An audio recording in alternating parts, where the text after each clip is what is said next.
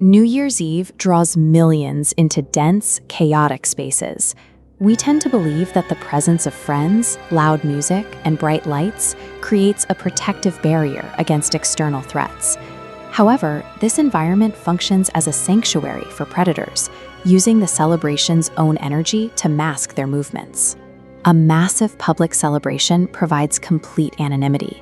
The sheer volume of people, constant movement, and sensory overload blind us to individuals who don't belong. When our attention is pulled in a dozen different directions, situational awareness evaporates. Take a secluded, snow-covered cabin in the Colorado mountains. On a normal winter night, the extreme isolation makes the perimeter easy to monitor.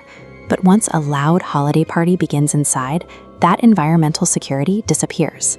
During a New Year's gathering at a property like this, a host noticed a man sitting completely motionless in the corner of the living room.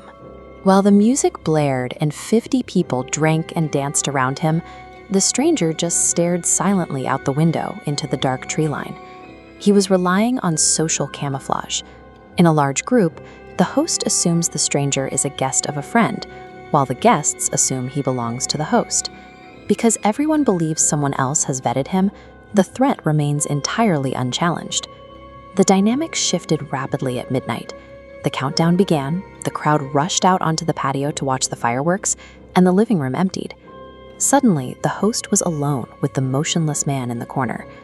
Stepping closer, the host finally asked who he came with. The man didn't look away from the window. He just calmly replied that he hadn't come with anyone. He had simply let himself in through the unlocked back door. The host stepped back to shout for help over the noise outside. When he turned his head back a second later, the chair was empty. The man was gone. The only trace left behind was a trail of wet, melting snow footprints leading directly to the basement door. When police eventually arrived and searched the basement, they found a sleeping bag tucked out of sight behind the furnace. Resting right next to it was a hunting knife and a thick bundle of industrial zip ties. The intruder had been living inside the house for days, waiting for the party to end and the guests to leave. The idea that a crowded house is a safe house is an illusion. The noise and the rotating cast of guests provide the exact camouflage needed to slip inside unnoticed and stay there. Once the celebrations end, the safety of the group fractures. The vibrant energy of the party dissolves into the freezing, isolated commute back to reality. It's 2 a.m. in North London. The streets are dead. A dense winter fog rolls through the brick corridors, severely limiting visibility and acting as a heavy blanket that muffles ambient sound. There are no cars, no witnesses, and no obvious places to run. For one commuter making this walk, the absolute silence was broken by a dull scraping sound. A second set of heavy, dragging footsteps echoed through the fog, maintaining an exact, measured distance behind them. If the commuter sped up, the footsteps matched the pace. Needing to confirm they were being followed, the commuter ducked into a pitch-black alleyway and pressed their back against the damp brick, waiting to see if the footsteps would continue down the main road. The footsteps approached the alley and stopped. A tall silhouette materialized at the edge of the fog, standing perfectly still. The figure slowly reached into his dark coat pocket, dropping a heavy metal object onto the freezing pavement, and silently walked back the way he came. After waiting several minutes, the commuter crept forward to inspect what had been dropped. Lying on the freezing concrete was their own set of house keys, keys they had accidentally left on a table miles away at the start of the night. The stalker wasn't tracking them to attack in the street. By matching their pace and applying pressure from behind, the predator was actively hurting the victim along a predictable, restricted route. With those keys in the man's possession, he didn't need to give chase. He had been applying pressure from the shadows to ensure they walked exactly where he wanted them to go, back to the one place where they would be most isolated and where he already held the means to enter. The journey home on New Year's Eve is the most vulnerable phase of the night.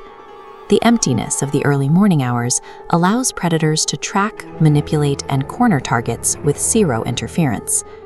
Getting through the front door brings a rush of relief.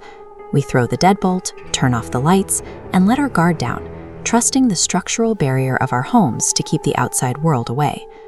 But New Year's Eve introduces a severe environmental vulnerability: auditory masking. The continuous, booming rhythm of fireworks dominates the acoustic space, overriding the subtle frequencies of glass breaking or a door being forced open.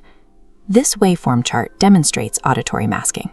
The massive peaks of firework explosions perfectly bury the smaller acoustic signatures of a heavy footstep.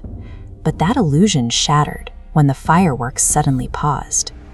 The explosion stopped, leaving only the rhythmic vibrations inching closer down the hall. Trapped in their bedroom, the residents sat up and stared through the open door into the pitch-black corridor. They could only wait for the next flash from the sky to reveal whatever was standing outside their room.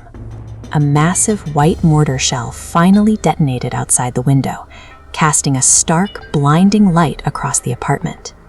Frozen in the middle of the living room, gripping a heavy steel crowbar, was an intruder staring directly back at them. The resident bolted for the window and scrambled down the freezing metal fire escape. By the time officers swept the apartment, the intruder was gone, leaving behind a shattered deadbolt that had been forced open under the cover of the celebration.